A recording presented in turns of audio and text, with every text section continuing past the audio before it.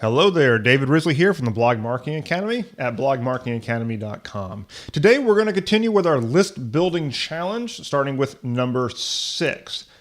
And I want to share with you another way that you can build your list much more effectively. Now, with this and the next episode, we're going to talk about things that you do off-site. This is not stuff that's going to be happening on your blog. And this one might cost you a little bit of money, but I want you to bear with me, and I want you to understand how this works and why it works so well.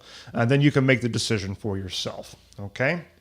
It works really, really well, in fact, because I was actually recently out on a very long motorhome trip in the RV. We were gone almost 3 months, okay? Now, while I was out, I had things kind of dialed back in the business. My business was kind of going on autopilot, and it was coasting on its own inertia. I was kind of doing some basic stuff while we were traveling, but overall, the Blog Marketing Academy was on coasting mode. And that included how I was building the list. I did not have any Facebook ad campaigns going at the time. The campaigns were on pause. Now, in retrospect, I may not have needed to do that, but it's just kind of the way that it actually worked out. But the thing is, when I got back, the stats were kind of showing what the situation was there, and I was like, okay, let's ramp this bad boy back up again. So what did I do? I went and started up another Facebook ad campaign. And what you would see if you actually are a subscriber to the daily at blogmarketingacademy.com/daily, you'll see a picture of my graph on issue number 206. And it's just kind of moving along there with some little ups and downs. My graph of my new subscriber rate, by the way. And then suddenly it just spiked up like crazy. And it shows the effect that running a simple Facebook ad campaign can have on your email list growth, okay? Now, my growth trend, it was pretty flat because I was out traveling in the RV all summer, and I didn't really have anything going on. But then, like I said, I restarted this campaign, and it just spiked up like crazy. I mean, the stats pretty much doubled right off the bat. So what I basically did was I restarted a campaign that I had run in the past for one of my most popular lead magnets, and it's the 90-day online business startup plan, okay? This is one of my most popular lead magnets on my website, and so I figured if it's that popular, let's set up a Facebook ad for it. Now, if you go back in the archives for the daily, which if you're a lab member, you have access to, and look at issue number 206, you can actually see a screenshot of the actual Facebook ad that I was running. It's pretty simple, it's just got a pretty simple image, some basic teaser text, blah, blah, blah. And I was actually using what is called a Facebook lead ad. Now, a lead ad is a type of Facebook ad where they can opt into your list without actually leaving Facebook. Okay, they're not clicking and going over to my landing page. They opt in right there on Facebook. And the other thing that's really nice about this is that it, by default, will fill in the email address that they have associated with their Facebook account, which means that the odds of that email address being valid are much higher, okay? Because this is not going to be some bot or something, all right? So it's working out pretty well. They opt in on Facebook without leaving the app, and they get onto my email list using that lead ad. All right. Now, for the ad targeting, I selected people that live in the United States because that's where most of my customers are. They needed to be over the age of 30 because just demographically, most of my customers are of that age or higher.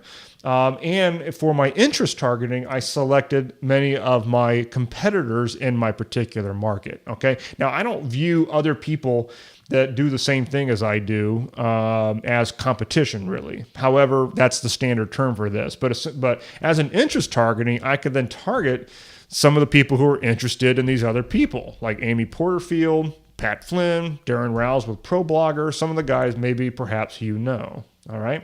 Now, running this ad over the last week or so, I've been averaging a cost per lead of about 80 cents. Now, it's actually gone as low as 36 cents. And that's likely because I had some viral traffic on the ad. Because if somebody shares the ad out to their friends on Facebook, that's all traffic that I'm not paying for. So it has the net effect of actually lowering my cost per lead, which is a great thing. All right. So I'm not going to get into the nitty gritty here on how to set up a Facebook ad campaign. That's way beyond what we're going to be talking about today. And I do have an entire training on that topic for the lab members at the Blog Marketing Academy, and it's called the Facebook Ads Blueprint. Okay, so if you're already a lab member, you've already got access to the Facebook Ads Blueprint, and it will show you how to do all this stuff. If not, you will find a link to the Facebook Ads Blueprint in the show notes. You can click over and learn about that course. But the big picture here is very simple. I'm taking one of my most popular lead magnets and I'm specifically giving it a boost to new people who are not already connected with me, but are very likely to be interested in what I do. Okay. And of course, there is a quick offer for them after they opt in. It's not absolutely necessary that you put an offer behind it. However, it does help you offset the cost of the advertising. Okay. After all, traffic today is solved by monetization. Monetization is not solved by traffic. Most bloggers have this totally backwards, but that's a topic for another day. For a lot of blog owners, it's really easy for your email list growth to remain pretty flatlined, okay? It's pretty standard for it to just kind of like do its thing and typically in a kind of a low conversion rate, all right? But that's because they're exclusively depending on their blog to do all the heavy lifting for their list building. There's no reason why you have to limit yourself to your own website to build your list. If you're willing to get out there and use paid advertising via Google, via Facebook ads in this particular case, that you can reach audiences that do not already know about you and get them right into your email list without that in between of your blog, okay? And it will allow you to build your list a heck of a lot faster than if you were relying on your blog to do all the heavy lifting for you. Okay, so I encourage you to put this into action. It's a potentially big topic because it gets you into the world of Facebook advertising. But if you're not already doing this, I encourage you to give it an experiment because you might be surprised at the list building results that you can get. I'll see you next time.